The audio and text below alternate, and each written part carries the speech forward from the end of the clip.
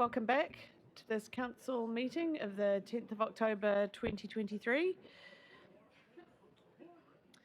We are on item 10.3 on page 17 of councillor agendas. The adoption of Easter Sunday trading policy 2023. We have Aston Mitchell. Kia ora koutou. Angela Bell. I am presenting on behalf of Aston because she's now on maternity leave. So she has done all of the work behind this, but I'm just kind of, hopefully, walking it over the line today. Yes, it was very nice. So thanks very much. We are talking about the Easter Sunday trading policy.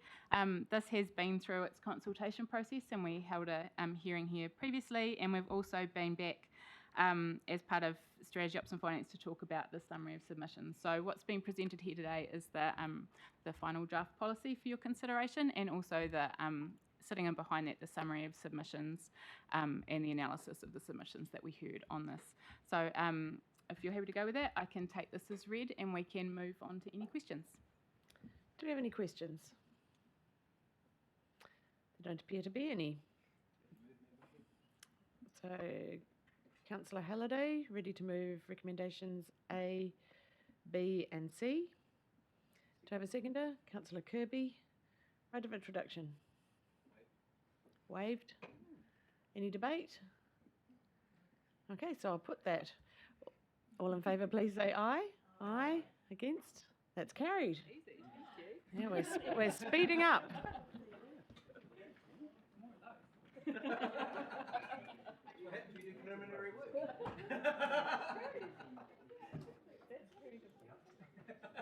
Wonderful. So we now have the Housing and Business Assessment 2023. We've got Hamish too. Yep, Morena. The paper in front of you today is the final chapter of Kapiti Coast District Council's Housing and Business Assessment. The paper itself follows a recent briefing you had in August around the results, and the HBA itself has recently been published as of yesterday, which to support the current consultation on the future development strategy. And we have a session coming up following the last briefing we had. There's a lot of interest around how the HBA links and fits to other areas of work going on across council. So we've got a session coming up in a week or two. We will work through some of those connections across our areas of economic development and housing work in particular, to help make those linkages and how the HBA supports our work going forward. So happy to take the report as read and take any questions. Thanks, Hamish. Any questions? We've had a good chance to discuss this previously. Councillor Halliday. No questions as such. Since we're looking at talking about this in a couple of weeks' time and what it might feed to, and I'll just flag my conversation, my thoughts. I want to just see where the community land trust is and see how it's going speed-wise with regards to delivery from our perspective, and how we are looking at developing business space or expanding capacity in the business space. But I'm picking that we can have that conversation in a couple of weeks. Would that be a fair call? I think we'll be coming back to discuss those as separate items that will progress. Some of them will progress through the Social Sustainability Subcommittee, and some of them will be coming through actually as part of the LTP. So okay. As those discussions, but not specifically at the HBA session that we have. Yep, that's all good. Thank you. Councillor Coe. It's a very interesting, comprehensive report. I'm just interested in how we've made assumptions around capacity in terms of infill housing. Are we assuming a whole lot of mums and dads are going to subdivide their back sections off? And I'm also concerned about your location of the business, the commercial industrial type property. I think it'd be really interesting to see perhaps some coloured in maps or something which show quite clearly what underlies some of the assumptions in this paper, so that we can see that it's founded on some sort of reality as opposed to making theoretical assumptions. Yeah, we are still in questions because we haven't had a seconder, so I'll invite a response. Previously, there is a methodology where we go through about the theoretical plan-enabled capacity, and then we use a number of checks looking through then of that, what is feasible, and then what's likely to be realised, and we use some property economics support to work through that. So we could cover off that again at the following session in a couple of weeks if that's helpful as well. But we covered off in the briefing, and it's in the background methodology as well, more broadly, but happy to cover that off when we catch up in a couple of weeks. Councillor Cofer. Oh, thanks, Madam Chair.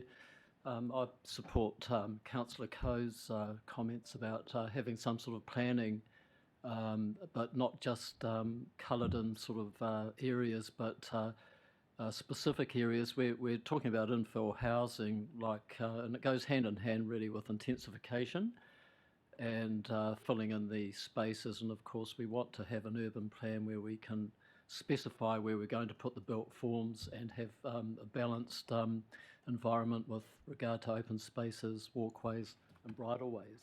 Thank you. So that would be our tupu pai growing well strategy, our growth strategy and our open spaces strategy. So maybe we could have an opportunity sometime to look at how those two tie into this work. Just take it a step further where we actually specify where these developments go and how they all sort of link together. Yeah, I was hoping I might just be able to note that at the session we have in the next few weeks that Hamish was mentioning, we will be looking at how some of those things come together around the HBA. The HBA is obviously more of an analysis and assessment. It doesn't talk to the implementation of what will happen, and that seems to be some of the interest areas that we're talking about today. So we will come back and talk about those, and I will lean into as part of Vision Capita, we're obviously looking at aspirations and pathways. One of our end products will be that master plan that I think there's high interest in, and so yes, we can touch on that as well. Yeah. Thanks, Chris. I'll just go back a year ago when we just finished an election campaign, and I for one said, look, council shouldn't have anything to do with building houses, but we've come forward a year, and I think that we should be building houses with the input that Hamish and Chris and Darren have put into it. Thank you.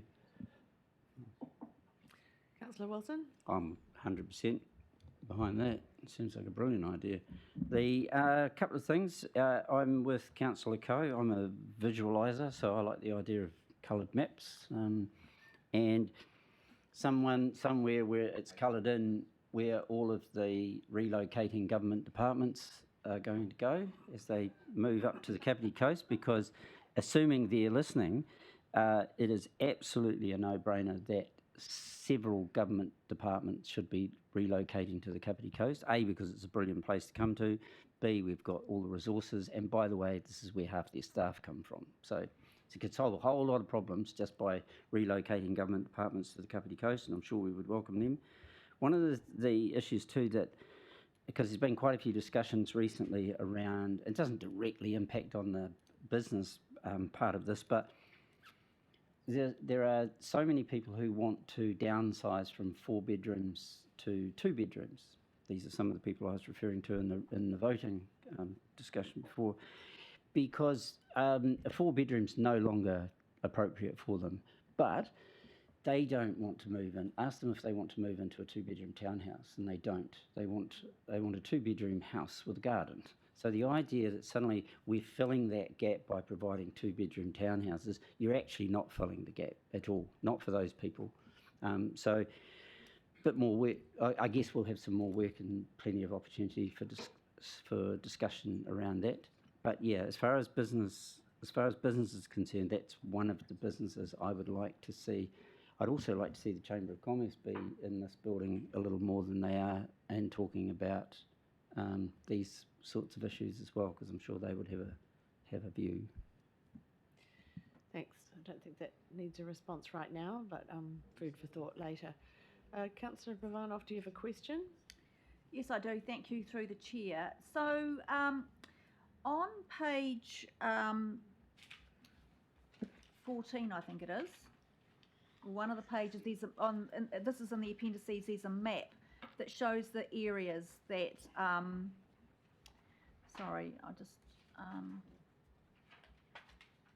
page 11, there's a map there that shows, it says analysis of residential development capacity. So I just want to clarify, and I suppose this actually probably relates to what Councillor Coe was saying about, so is this actually the current residential zoning rather than potential subdivisions that to residential that might be in the wings?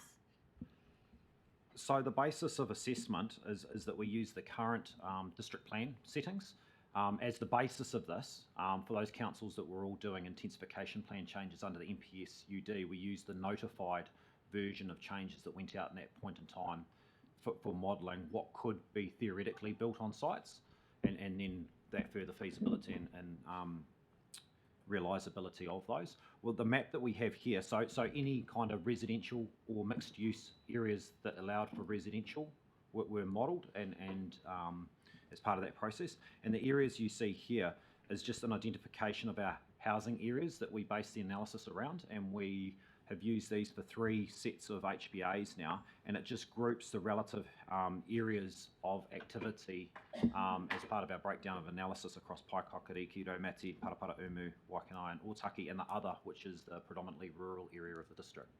Okay, thank you.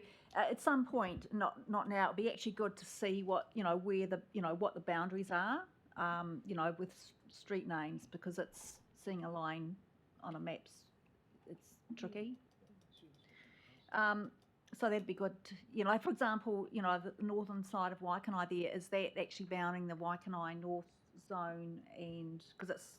Yep, I can show that when we come back. Yep, Essentially, those areas are aggregated from the census statistic area 2 areas. So they're all aggregated up based on census areas, because we use that information to actually understand the breakdown and demographics within those areas as well as part of the assessment. But I can bring back a map showing those unit areas down to our session in a couple of weeks. So thank you. So then on page 17, it talks about the difference between theoretical and realisable residential capacity. And on page 17, it talks about the types of things that are considered, such as land values, building costs, and sales prices. I'm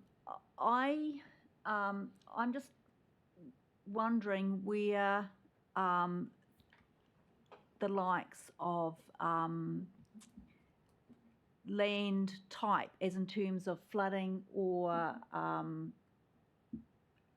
earthquake prone areas, is not considered, or basically on the coastal area as well. That doesn't seem to be a factor in this. The methodology outlines how we approach some areas of hazards where there's physical constraints on sites, such as designations or some areas which mean that residential development is not appropriate. They have been taken out, but that's outlined in the methodology that supports the modelling we do. So they're taking out at the theoretical point rather than actually in the feasible point? They are taken out as part of the potential developable space on each of the sites. So if a site is completely underdevelopable, or to be taken out from all modelling. If it's partially impacted, only part of that site will go through for the modelling. And just to reiterate that it's based off the district plan. So in the district plan, we've got qualifying matters around many of the things that you mentioned. So you'd start up with a land mass and then go like that with it, essentially, as you took out the qualifying matters, which comes out through that process. Because I'm hearing, I think previously we've heard that some of the more rural areas, such as Peka Peka, have not been included in flood risk assessments. So how are they all factored into this? Because we've used the notified version of the district plan, which included some additional qualifying matters around flooding for areas where we'd identified there was a need to add in some additional qualifying matters, that has picked up much of that. We are coming back to, through this triennium, and intending to look at our obviously coastal but flood risk chapters of our district plan. The view that, as I understand at the moment, is that our flood risk chapter, by and large, does a fairly good job of outlining flood risks across the district. Whilst we are looking to always improve our understanding and information that supports us identifying that, we are feeling comfortable that for the most part we have good coverage. There are some spots like Peka Peka where we've picked up some points, but we think for now that it gives us fairly good coverage. Thank you. Thank you. So I don't see any more hands up. So Councillor Halliday, you're wanting to move the recommendations? Seconded by Councillor Wilson. Right of introduction. Be very, very brief. Thank you for the work, Hamish. Always interesting from a statistical perspective, looking at where we sit at any one given time. And as Councillor Coe's pointed out, looking at things that we can do with regards to identifying how we can expand business opportunities in that space, et cetera, also taking on board what Nigel talked to as well with regards to the style of housing and what we're trying to encourage. But this gives us the information to base further decisions on as such, and I look forward to the workshops that are coming up. Thank you very much. Right, I'll put that to the vote. All in favour, please say aye. Aye. Against? It's carried. Thank you, Hamish. Brilliant work. Move on to the draft calendar of meetings 2024.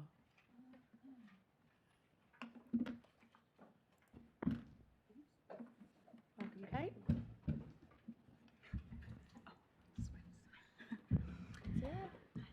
Morena Koto. This morning we seek your approval of the draft calendar of meetings for 2024. The calendar largely replicates the schedule that we've established over the past year, and I'd just like to note that the calendar features placeholders for Te Whakaminenga or Kapiti and the Community Board, and as each of these bodies can approve their own meeting schedule, these are subject to change. And I am happy to take any questions through the Mayor. Thank you. Any questions? Councillor Halliday. Yeah, look, 2 points from my end. I appreciate we're keeping January free, but I did note that the CE did note that perhaps on the second part of January we were looking at a long-term plan session as such. Is that still looking at going ahead? Thank you. Great spotting. I've had a discussion with the Mayor and I've had a discussion with Mark, so those will be pushing out. We'll come to you with an adjusted timeline, so January will be free. Lovely, thank you very much. The other question I had was on the calendar, the first 2 weeks of February are already also blocked out. Was there any reason for that at all, as a non-booking space as such?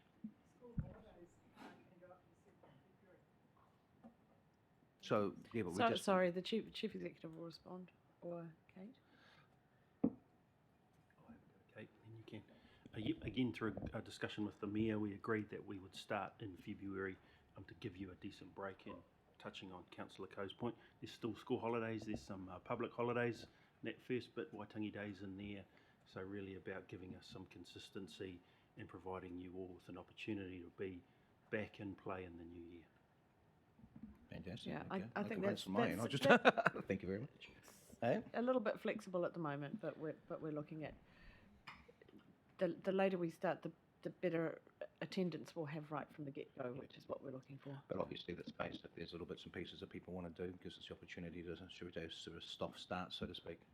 Yeah, okay. Sure. Councillor Coe. Look, I just want to know whether keep free means keep free, because I've had a couple of instances this year where I have booked speaking engagements or made other commitments in a keep free space, and then all of a sudden it's not free. And I found that a bit difficult to manage. So I would just like to know whether we actually mean what we say when it says keep free, and then nothing's going to be put in that space, because we do all have other lives. Secondly, I'm a bit concerned about the CPEC committee only having 2 meetings in a year, and that's something I wanted to raise with the Mayor, because I don't feel that's sufficient, because we need to have a couple of meetings to determine the performance of, objectives, and a couple of meetings probably to review performance, and yeah, so 2 meetings is woefully inadequate. Maybe that's something we need to talk about as a committee. Definitely happy to look at that. But I just, alerting you to that. Yep. Thank you. Yeah, I agree. Councillor Kirby? Mine's a really short one. Once this is approved, can we get these dates into our calendar? It'd be really great. As soon as possible. if that Yes, possible. I've got my morning blocked out tomorrow to send those invites out. Beautiful, thank you. Thanks, Kate. Councillor Wilson? I note the January, February thing. I was a bit disconcerted to see that we've also got meetings in March and April, but it is what it is, I guess. And like Councillor Coe, I'm a highly sought after public speaker. So, being able to and I use, like those people that I don't think should be able to vote. I still use one of these paper diary things, and this just looks appalling with the rub out. So, if we're able to stabilise the calendar as much as possible, would be great. What's that thing you held up? That was in a book. Oh, some people don't recognise this. It's actually called a diary. My diary. Oh, it's exciting. I remember I used to love my file of facts. If anybody, Sophie probably doesn't know what that is.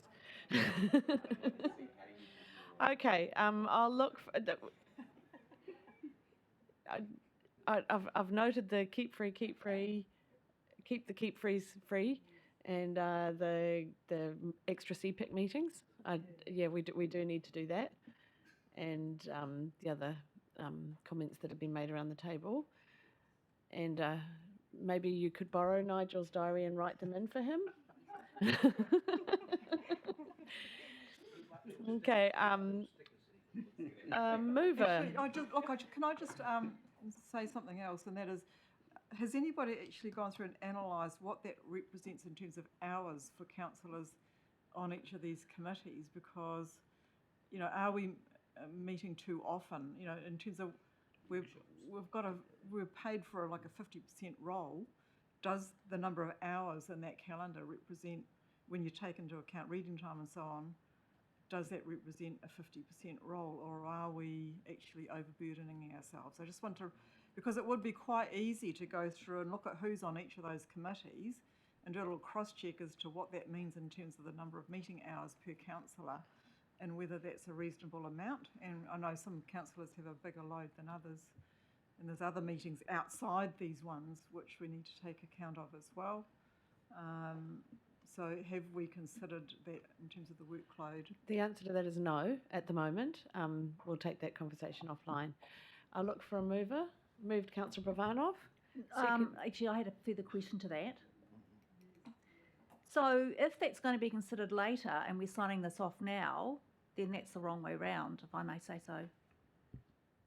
I think that's a matter for debate. Moved by Councillor Kirby then, seconded by Councillor Wilson. I'll open it for debate. Councillor Kirby, right of introduction? Waived. Councillor Pravanov? Yes, so thank you. So based on Councillor Coe's comments in terms of workload and considering the workload that is being set for councillors, if that's considered after we've signed this off, then that's counterintuitive to me. Does that not make sense? If you're not happy with the workload as outlined in the calendar, feel free to vote against accepting that today, and then we'd have to have another look at it. Those that are happy with what's being laid out today, vote for the motion. Councillor Wilson. Yeah, I think you have to have a base document, and anyone who's done this sort of stuff will know just how enormously complex it is. It's hugely complex, right? So you've got to have a base document. Then we can, might be tinkering around the edges of it, but yeah, this is fine. Great. I'll put that to the vote. All in favour, please say aye. Aye. Against? That's carried. Thank you. Thanks for the work that's gone into this. It is set in stone now. We can't make any changes whatsoever. And we reserve the right to halve the workload if we want to. So we now move to reports and recommendations from standing committees and community boards, 10.6.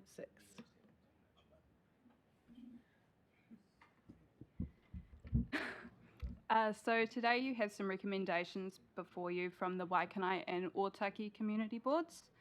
The recommendations from the Waikanai Community Board arose during a public speaking item on parking restrictions along the connecting section of road from Bahia Lane to Parata Street.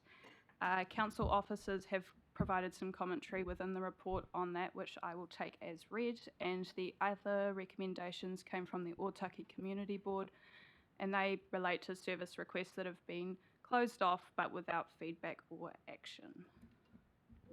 And yes. That's great. So before we move to questions or recommendations, I'll just kind of try and summarise what we've got in front of us, because there is an ongoing discussion around how we deal with recommendations. The first thing I'd like to say is there is nothing wrong with noting a recommendation. If work is already happening in that space, or if we think that work shouldn't happen in that space. I think we always think it's the second one, but actually sometimes we note because it's already under action. So the first ones we've got are from the Waikanai Community Board, investigating where there's supposed to be no parking restrictions and requesting that council officers investigate installation of no parking restrictions. And we've had a clear steer from staff that that has been looked at. So that's why the recommendation here is to note it, because staff believe they've sorted that request. The one from the Otaki Community Board is also noting, and that's the recommendation from the Community Board was that we direct the Chief Executive to undertake a review. Now, a review is quite an extensive piece of work and not something that we would actually ask the Chief Executive to carry out. So that's why we've noted it. That's not to say that nothing will happen in that space. We've taken the steer from the Otaki Community Board, and we'll make sure that we look into the close off of those reports. But to request a review to be finished by the end of the year, we'd need a report around that and cost implications and everything like that.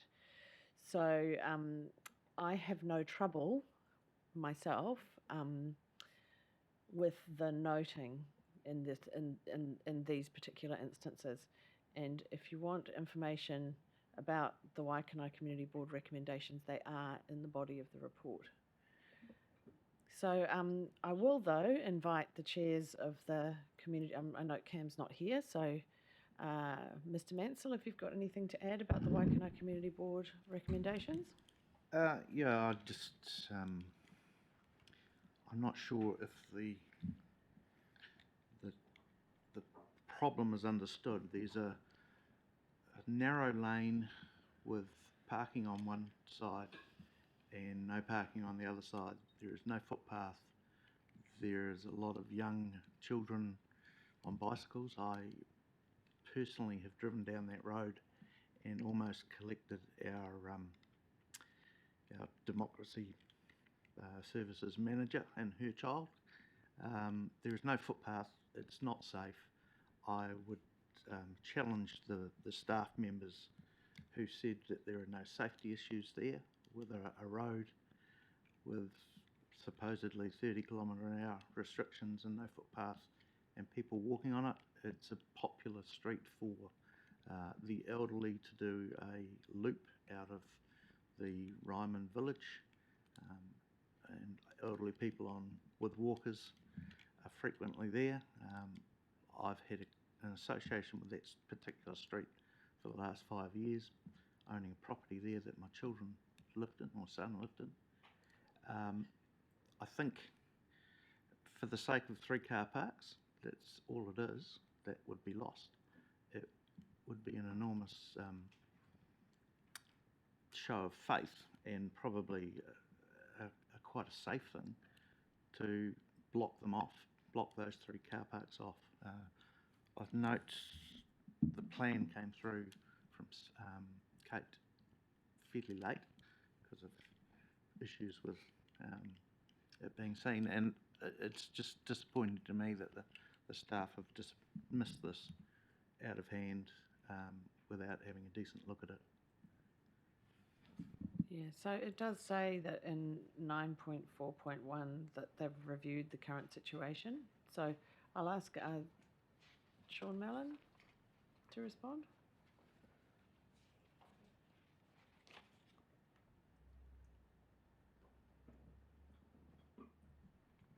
Thank you, Madam Mayor.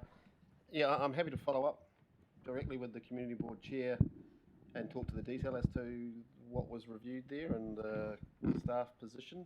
I wasn't aware we'd totally dismissed it, as opposed to there was an opportunity to look at some modification there. So, but again, happy to follow that up and go through the detail around the assessment that was done in terms of the need to do anything. Okay. Thank you. That would Thank do. you. Yeah, and We'll review and we'll, things and- we'll potentially note that that's going to happen. Councillor Halliday. Oh, Councillor Warwick. Sorry. I was just going to speak to the Otaki one, but is this on Waikanae? Just we can go back and forth. Oh, Just go. It's just, I think this is not a new problem. The Anteno and other ways of contacting council and service requests, talking back to people, and the correlation between, you know, contact us and email and Anteno and people asking the council for stuff and not having the feedback.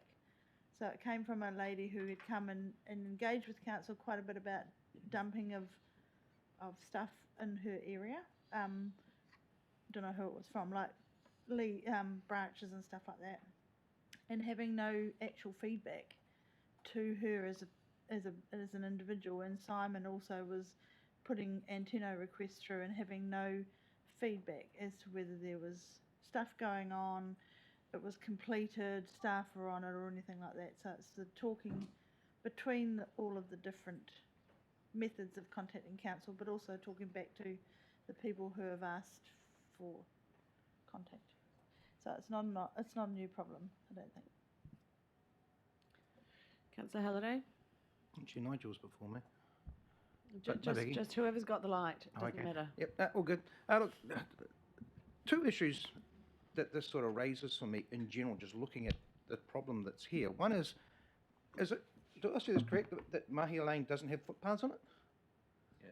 So if that's the case, how come we're allowing subdivisions to be built without footpaths is my first question. Not so much a question, it's just airing it, I guess, because to me, footpaths are one of those essential things. Having no footpaths where there's housing, just especially in a relatively new subdivision, I find quite startling, to be honest. The other one is also, I'm aware that part of this problem arises due to lack of parking being supplied by the, well, correct me if I'm wrong, from the retirement village that's there for its staff. Should there not be, I mean, I know we've got future retirement villages coming up, but shouldn't there be a requirement for them to have parking for their staffers? Do we have something like that in our district plan that says if you're creating a business like this, that you have to supply parking for your staff as such, rather than just let it, well, someone else's problem, not ours, as such, because it's all the surrounding area that's impacted by that as such. Sean, do you have an answer to that?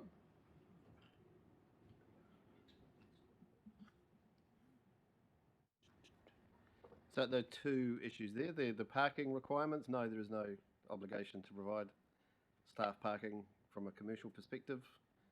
The other element there, that particular subdivision was a low impact urban design type approach to that development, and that particular section through there, so that is where you're providing narrower streets, limited parking, slower speed environment, open swales for drainage, a whole lot of elements such as those as part of the urban design, and in some cases, no, they don't provide for footpaths.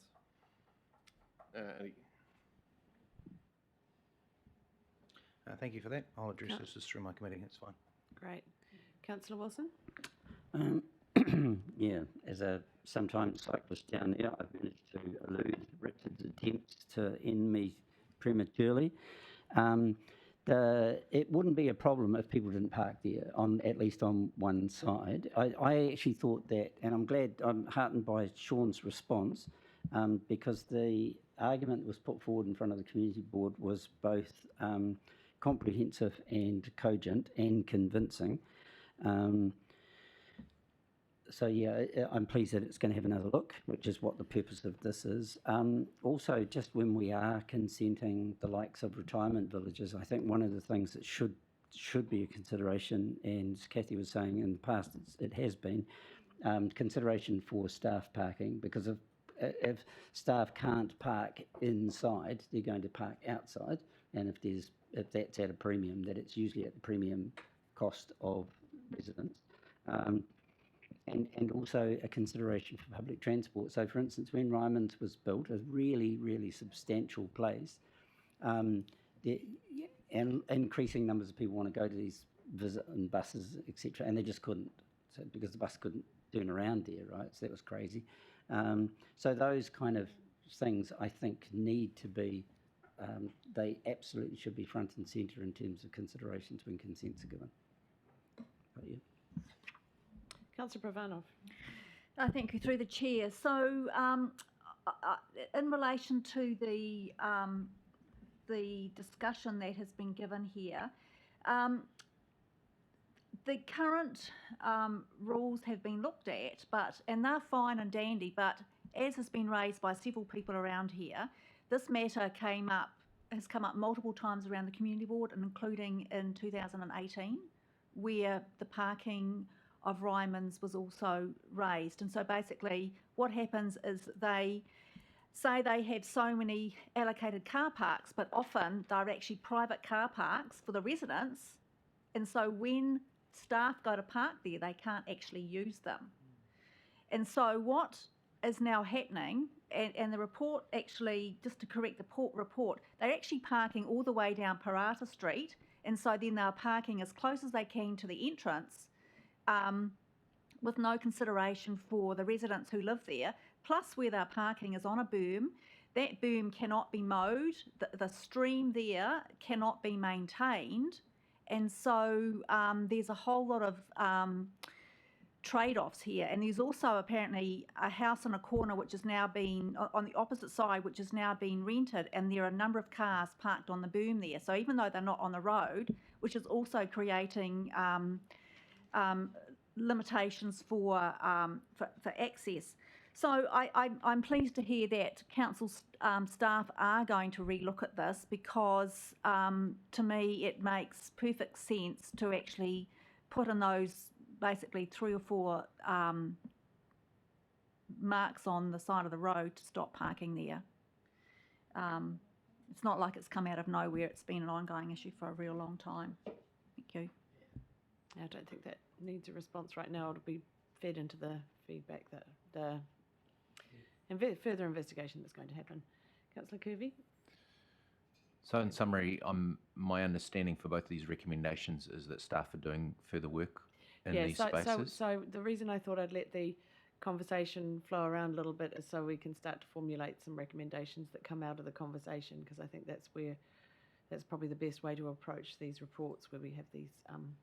Great. So I'm going to be suggesting something along those lines. Okay, can I just flag something? I just think this is going to be an issue that we're going to face across our district, car parking, particularly under the Plan Change 2 and intensification that pulls in, where there are no requirements around developments for car parks with housing developments, and we're going to have streets overflowing with cars parking on berms and all over the place. So I think this has to be a conversation that we have to have, particularly around commercial ones, that they are providing staff car parking that's getting cars off the street. I don't know how we do that, but I think this is going to be an ongoing issue for us as a district. And if we don't get ourselves on the front foot in regards to those conversations, we're going to have these ones again and again and again across our district in all the different places where development is taking place. So I think that's just something I'd like to flag. Thank you, Councillor Kirby. So we'll go now to the recommendations. and for simplicity's sake, I'll move them. So we've got the recommendation receives the report, notes the following recommendations, and I'd like to add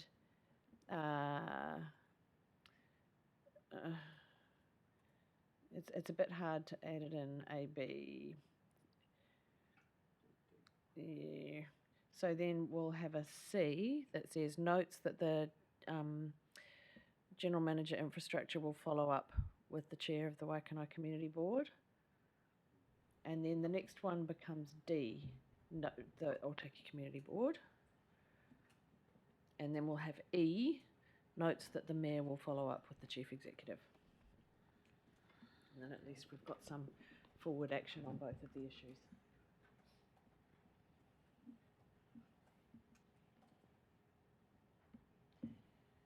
So we need to add one between B and C. And it can't be B3 because they're noting ones. So we'll have to have a C, and then C becomes D. Sorry about that. Is it possible just to put an extra word into B2 that says request that council officer further investigate the installation? No, because that's part of the noting recommendation. Okay. That's what the Waikanae Community Board recommended. Yeah. Sorry, so this is actually an action. Yeah. So maybe replace 2B, take 2B down, follow copy actually, 2B down. You're right, Councillor Pravanov. It could be B3, that, and then we don't put notes. That the GM infrastructure. Oh no, because it's the Waikanae. They're from the Waikanae Community Board, and this is coming from us. So it's separate. Yeah. I think it's more than that. It's about investigating the issue, not just talking to the chair. To further investigate the issue. Yeah.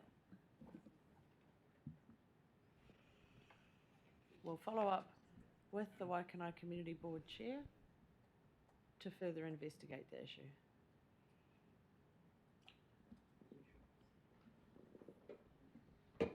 Or appropriate staff after. Okay. Yeah, that's good. That leaves it a bit open. So then we've got E at the bottom.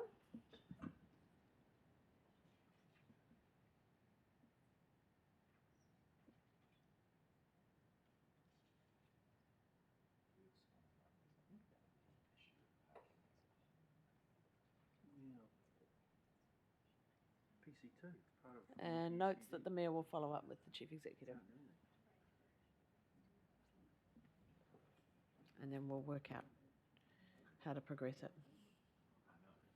In the light of Councillor Warwick's comments.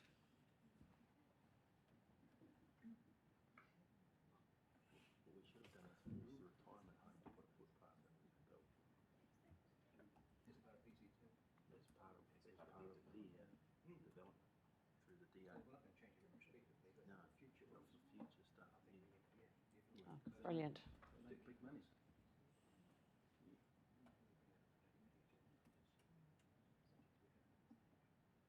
Yep. So I'm moving those. Can I have a seconder, please? Councillor Warwick.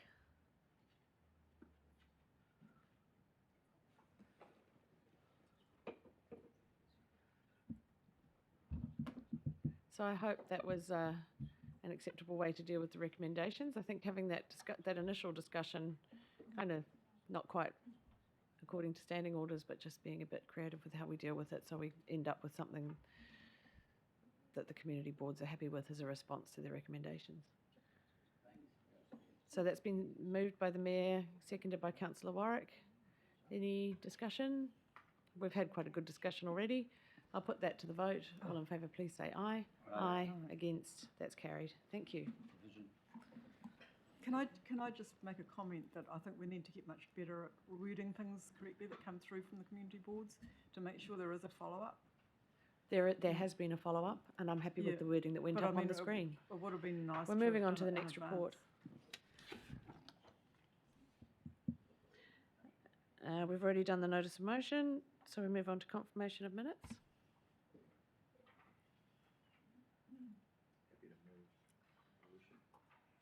Moved by Councillor Kirby, seconded by Councillor Coe. All in favour, please say aye. Aye. Against? That's carried. That's for both of them. So, Sorry, Madam Chair, can I just note something? Just wanted to let all the new councillors that are on board, you're 1 year old today. Ah, And to our Chief Executive, happy birthday, 1 year with us. Been a wicked year. I've thoroughly enjoyed it. thank you for that, Councillor Halliday. So, can I have a mover that we go into public excluded, please? Moved by Councillor Warwick, seconded by Councillor Kirby. All in favour, please say aye. Aye. Against? That's carried. Thank you for your attendance.